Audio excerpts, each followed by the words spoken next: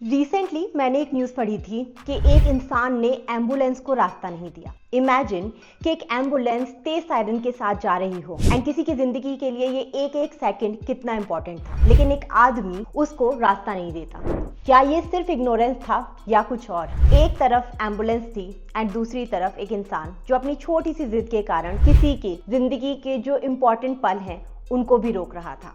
अब ये समझने के लिए कोई रॉकेट साइंस की तो जरूरत है नहीं कि जब भी एम्बुलेंस जा रही होती है तो उसे रास्ता देना चाहिए, लेकिन फिर भी ये इंसिडेंट हुआ। इस न्यूज के आने के बाद केरला पुलिस ने भी एक्शन लिया और जो ये ड्राइवर था उसका लाइसेंस रद्द कर दिया एंड उसी के साथ उस पर 2.5 लाख का जुर्माना लगा। इस न्यूज को लेकर सोशल मीडिया पे भी बहुत डिस्कशन हुआ, लेकिन असली सवाल ये है कि ऐसा हुआ ही क्यों। एंड ये बात किसी एक स्टेट या एक इंसान की नहीं है। अगर आप अपनी डेली लाइफ में भी देखेंगे तो बहुत सारे ऐसे इंसिडेंट्स होते हैं जो आपको ये बताते हैं कि आजकल लोग अपना सिविक सेंस भूल गए हैं। एंड अब तो हमें इस सब चीज की इतनी आदत सी हो गई है कि हमें ये सारी चीजें जो है वो एकदम नॉर्मल लगती हैं। एक तरफ हम विश्व गुरु बनने का सपना देखते हैं एंड दूसरी तरफ हमारा जो बिहेवियर है वो इनडिफरेंट है। और अगर आप अपनी डेली लाइफ में भी देखेंगे ना तो आपको बहुत सारे एग्जाम्पल मिल जाएंगे, जैसे कि सिग्नल को तोड़ देना, ज़ेब्रा क्रॉसिंग पर बिना लाइट के उसे क्रॉस कर देना, जो प्रॉपर्टी होती है पब्लिक उसको डैमेज कर देना।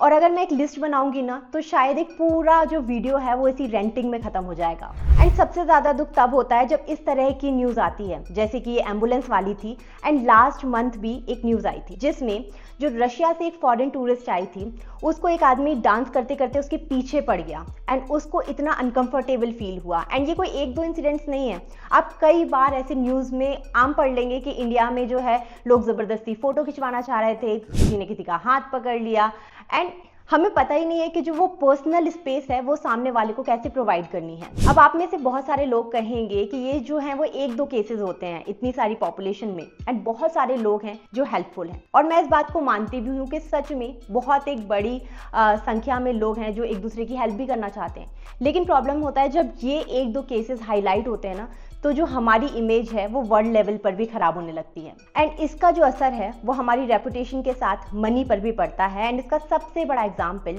टूरिज्म है। एक तरफ इंडिया को इनक्रेडिबल इंडिया के नाम से जाना जाता है, लेकिन अगर आप इंटरनेशनल लेवल पे देखेंगे तो दिखाया क्या जाता है? Dirty streets, damage property and हर तरफ गंदगी या स्लम्स। इवन जब बाहर मूवीज बनती हैं तो इंडिया में सिर्फ स्लम्स पे फोकस किया जाता है, बट क्या रियलिटी यही है? एंड आई नो कि इंटरनेशनल मीडिया बायस्ड है, लेकिन हम भी तो कहीं ना कहीं उन्हें मौका दे रहे हैं। आई रिमेंबर कि एक बार मैं एक वीडियो देख रही थी एंड उसमें एक आदमी कचरा फेंक रहा था एंड उसका कहना था कि मैं यहाँ पर कचरा फेंक सकता हूँ क्योंकि सफाई कर्मचारी का काम है सफाई करना एंड उसके लिए उन्हें पे किया जाता है। बट क्या सच में सफाई कर्मचारी के होने से हमारी खुद की रिस्पॉन्सिबिलिटी कम हो जाती है? हमारी पॉपुलेशन ऑलरेडी इतनी ज्यादा है कि क्या सफाई कर्मचारी अगर सब लोग सिर्फ कचरा फेंकने लगेंगे तो इस पूरे कचरे को साफ कर सकते हैं? चलो अगर अभी के लिए इसको अवॉइड कर भी दें तो इसका जो असर है वो हमारी हेल्थ पर भी आता है, क्योंकि जो ये गंदगी एंड सैनिटाइजेशन है उसकी वजह से बहुत सारी बीमारियों का भी जन्म होता है, जैसे कि डेंगू, मलेरिया एंड इन सब की वजह से बहुत ज्यादा लोगों को परेशानी होती है। और आजकल तो एक नया ट्रेंड चला है, मजे मजे के लिए पब्लिक प्रॉपर्टी को डैमेज कर दो। कुछ नहीं है तो पत्थर मार के बसेस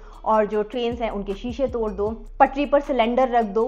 इवन लोग ये नहीं सोचते कि इन सारी हरकतों से किसी की जान भी जा सकती है। रेलवे स्टेशन पर पब्लिक वैंडलाइजेशन की वजह से जो टॉयलेट्स है वो फंक्शनल नहीं रह पाते एंड एक रिपोर्ट के हिसाब से जो रेलवे है वो हर साल 1200 करोड़ जो है वो सिर्फ मेंटेनेंस पे खर्च करती है। चलो अब मैं आपको एक पर्सनल एक्सपीरियंस बताती हूँ। कुछ टाइम पहले मैं वाराणसी घूमने गई थी। वहां पर जब मैं स्टेशन पर उतरी तो मैंने देखा कि इंफ्रास्ट्रक्चर काफी अच्छा था एंड सच में आपको लगेगा कि आप एक अलग ही जगह पर आ गए हो, लेकिन वहां पर आप देखोगे कि पान के दाग थे, गंदगी फैली हुई थी, लोग जमीन पर सो रहे थे, कपड़े सूख रहे थे।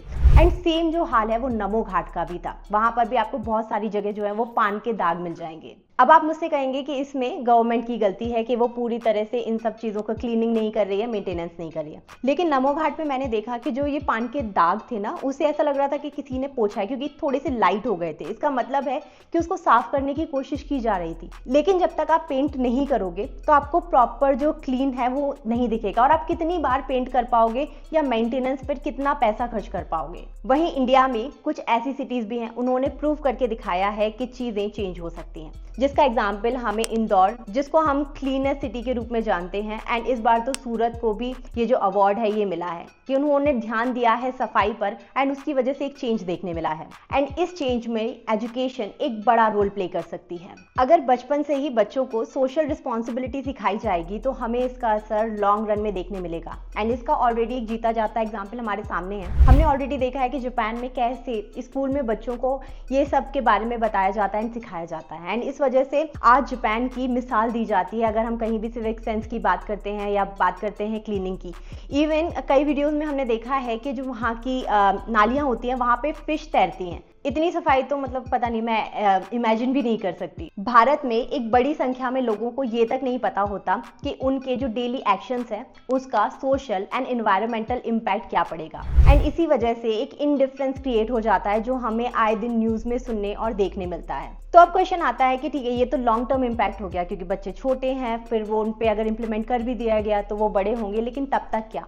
तो इसका शॉर्ट टर्म इम्पैक्ट या शॉर्ट टर्म इसका सोल्यूशन क्या हो सकता है? तो इसमें गवर्नमेंट की रिस्पॉन्सिबिलिटी भी खत्म नहीं होती। मैं मानती हूँ कि बहुत सारे जो वॉशरूम्स बनाए गए हैं ये एक बहुत ही अच्छा वे था एंड जागरूकता भी उससे बहुत ज़्यादा आई है, लेकिन एक चीज़ और की जा सकती है कि जगह जगह पे अभी भी डस्टबिन नहीं मिलते, तो लोग क्या है वो इधर उधर कचरा फेंकते हैं। आई नो आप बोलेंगे कि लोग तो डस्टबिन के बगल में भी फेंकते हैं, वो एक अलग बात हो गई, लेकिन जो लोग फेंकना भी चाहते हैं ना उनको कई बार बहुत लंबे टाइम तक डस्टबिन नहीं मिलता। तो ये मेक श्योर करना होगा कि जगह जगह पे डस्टबिन हों। बाकी ऐसे इनिशिएटिव्स या प्रोग्राम चलाए जा सकते हैं। वैसे ये जो अवार्ड देना है कि कौन सी सिटी सबसे ज़्यादा साफ है, वो वाला भी एक बहुत अच्छा है, लेकिन उसमें और जागरूकता फैलाई जाए जिससे कि और सिटीज़ जो हैं वो भी इसमें पार्टिसिपेट एंड जीतना चाहें। इवन इसके साथ हम इंडिविजुअल लेवल पर भी बहुत सारी चीज़ें कर सकते हैं। मैं मानती हूँ कि बहुत बार हमें पता ही नहीं होता या फिर हम करना भी चाहते हैं तो कर नहीं पाते, लेकिन जितना भी आपसे हो पाए आपको उतना करना चाहिए कि अगर है कचरा तो कोशिश कर लोगे ठीक है जेब में डाल लो, बाद में जब डस्टबिन मिलेगा तब उसे फेंक देंगे। तो अगर छोटे छोटे चेंजेस भी लाए जाएंगे ना तो उसका हमें बड़ा इम्पैक्ट देखने मिलेगा। यहाँ पर लोकल एनजीओ और सिविक बॉडी के साथ भी कोलैबोरेट किया जा सकता है जिससे जागरूकता है एंड पता चले कि कौन कौन से वेज हैं जिनका यूज़ किया जा सकता है। आई एम नॉट सेइंग कि चीज़ें एक दिन में चेंज हो जाएंगी या हम लोग परफेक्ट हो जाएंगे, बट जो छोटी छोटी चीज़ें हैं वो पक्का कुछ ना कुछ डिफरेंस ज़रूर लेकर आएंगी। Hope you like this video. जल्दी अगले वीडियो में भी मिलेंगे। अगर आप किसी टॉपिक को सजेस्ट करना चाहते हैं तो आप मुझे कॉमेंट सेक्शन में बता सकते हैं। जल्दी अगले वीडियो में मिलेंगे, तब तक के लिए बाय, टेक केयर।